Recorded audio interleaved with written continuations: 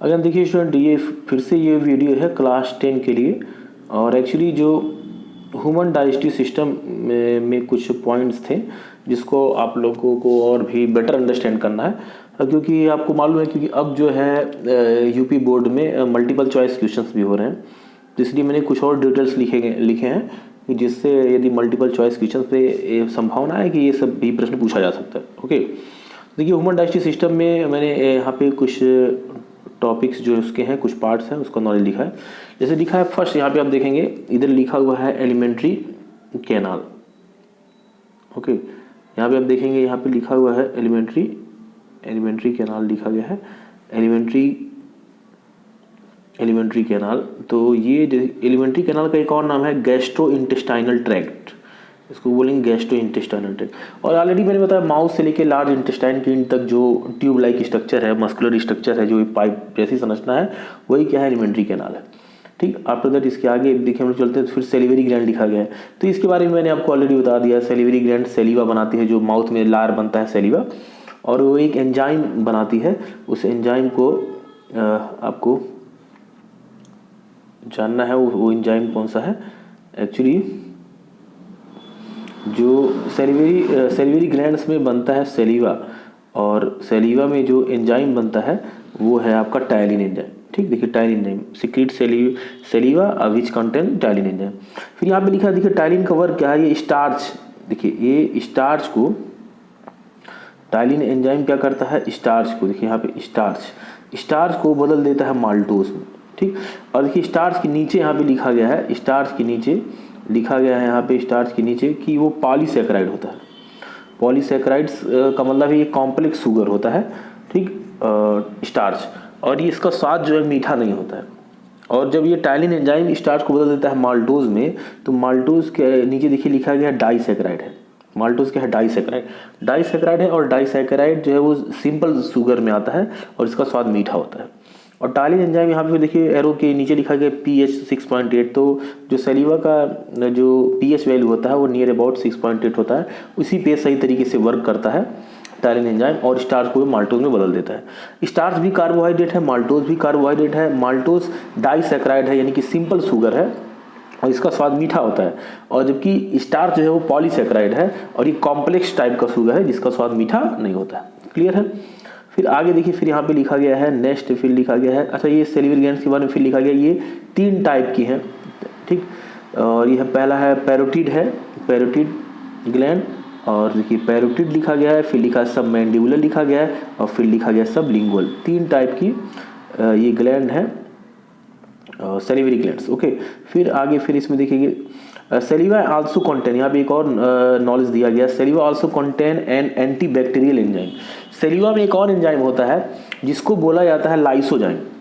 ठीक है, देखिए सेलिवा में एक और एंजाइम होता है जिसको क्या बोलेंगे, लाइसोजाइम। देखिए इधर लिखा गया लाइसोजाइम, LYSOZYME। ठीक है, लाइसोजाइम ये एंटीबैक्टीरियल एंजाइम है कि फूड के साथ या माउथ में कोई बैक्टीरिया है जो हार्मफुल है तो उसको किल करता है, उसको मारने का काम करता है। क्लियर।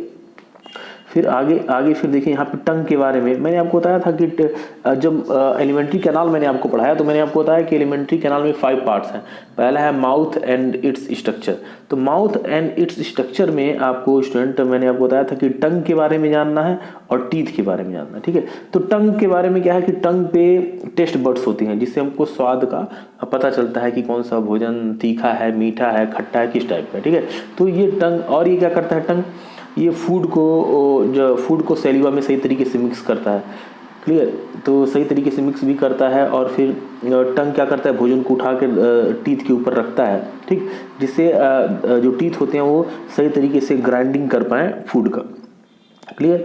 फिर देखिए यहाँ पे आपको एरियाज जानने हैं कि जो टंग में जो टेस्ट के लिए डिफरेंट पार्ट्स होते हैं। ठीक है, जैसे देखिए यहाँ पे बीटर लिखा है, तो इस एरिया में क्या होते हैं, जो टेस्ट बड्स होती हैं बीटर टेस्ट बड्स होती हैं। फिर सोर लिखा है, खट्टा, यानी कि यहाँ पे क्या होता है, इस एरिया में क्या होता है। अच्छा, ऐसे ही सेम इस साइड में भी, जैसे यहाँ पे होता है ना, तो इधर भी ऐसे इसी टाइप का ऐसे एरिया होता है। ठीक, तो ये वाला बीटर एरिया ये है।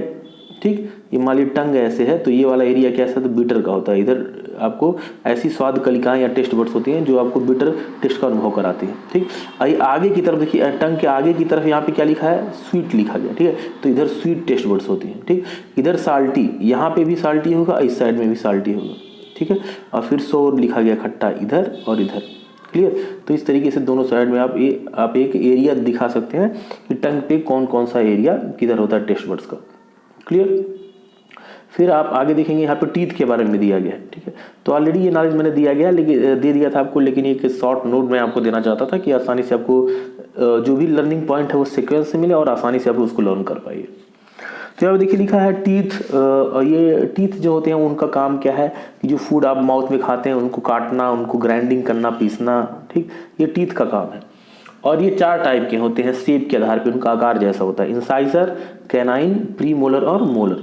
ठीक, ये 4 टाइप के हैं। देखिए यहाँ पे लिखा गया इंसाइजर, फिर कैनाइन, फिर प्री मोलर और मोलर।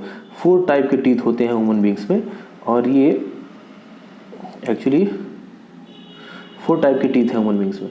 और फिर यहाँ पे देखिए मिल्क टीथ का लिखा गया है, मिल्क टीथ का लिखा गया है 2102, फिर बटे लिखा गया है 2102। इसका अर्थ ये है कि पहली जो संख्या होगी, ठीक है, इस तरीके से आप समझिए, पहली संख्या हमेशा इंसाइजर्स को बनाती है। देखिए 4 टाइप के हैं, इंसाइजर, कैनाइन, प्री मोलर और मोलर। तो यहाँ पहली संख्या जो है वो देखिए 2 यहाँ पे लिखा गया है। ठीक है, यहाँ पे ये 2 लिखा गया है, ये बताएगा इंसाइजर को।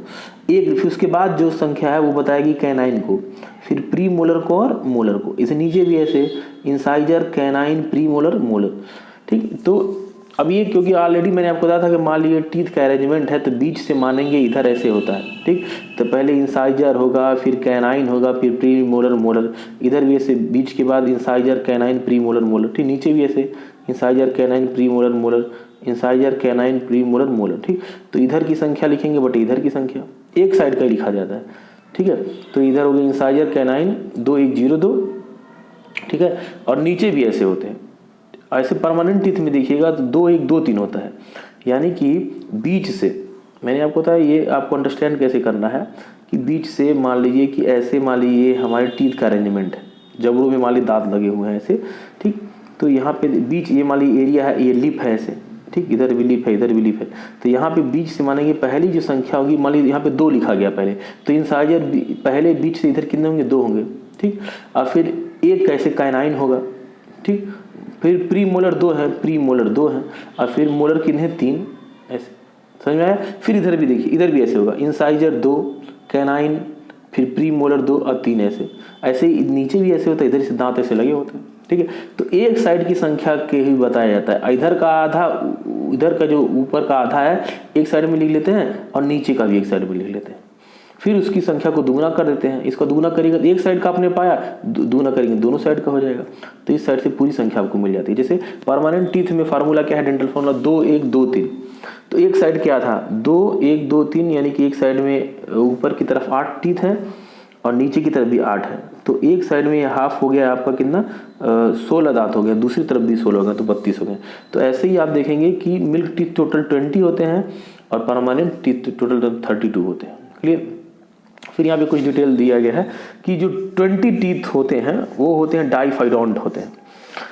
डाइफाइडोंट का अर्थ क्या होता है कि ये दो बार, मतलब कि ये 2 बार ग्रो होते हैं लाइफ में। ठीक है, हमारी मिल्क टीथ होता है, उसके बाद भी एक बार और आ जाते हैं। जो 12 टीथ होते हैं मोनोफिडोंट होते हैं, ये सिर्फ एक ही बार पूरे लाइफ में ये उगते हैं। ऐसा नहीं कि एक बार ये टीथ गिर गया तो फिर से उग जाएगा। ठीक है, तो ये टोटल 30 टीथ का ये था। डाइफाइडोंट मतलब जीवन में 2 बार, और मोनोफिडोंट मतलब कि सिर्फ जीवन में 1 बार ये आते हैं। फिर है देखिए थर्ड मोलर को लिखा गया है, थर्ड मोलर अपीयर, इसको आप लोग ये याद करने की पॉइंट है, इसको जरूर, ये थर्ड मोलर होता है। ठीक है, ये थर्ड मोलर, ठीक, देखिए थर्ड मोलर यहाँ लिखा गया। थर्ड मोलर जो होता है ये बहुत ही लेट आता है और इसको विजडम टीथ बोलते हैं। तो यदि आपसे पूछे कि विजडम टीथ कौन सा है तो आप बताएंगे थर्ड मोलर। ठीक है, इतना इसीलिए आपको याद करना है। क्लियर। तो आई होप सभी लोग को ये वीडियो भी आपको कुछ ह्यूमन डाइजेस्टिव सिस्टम के कुछ डिटेल्स थे, तो इसको भी आप अपने नोट्स में ज़रूर लिखिए। ओके, और ये वीडियो देखकर और फिर आप इजीली इसको नोट्स आप बना सकते हैं। ठीक है, ये डक्ट्स का नाम मैंने लिख दिया था, जो पैरोटिड, इसको आपको क्लास 10 में याद करने की आवश्यकता नहीं है। ठीक, नेम आप जानिए। ओके, तो इस वीडियो को देखकर आप सही तरीके से नोट्स बनाइए, या अपने ऑलरेडी नोट्स बना दिया है तो इसमें इंक्लूड कर सकते हैं इसको, ठीक है। कुछ डिटेल्स थी जो आपको जानना, क्योंकि मैंने आपको बताया ना कि मल्टीपल चॉइस क्वेश्चन में यदि आपका आंसर नहीं सही हुआ तो आपको नंबर नहीं मिलेगा, तो इसलिए कुछ एक्स्ट्रा नॉलेज जो था वो मैंने इसमें लिखा है। Thank you for watching this channel, और मेरे वीडियो को लाइक करिए, सब्सक्राइब करिए और शेयर करिए। थैंक्स।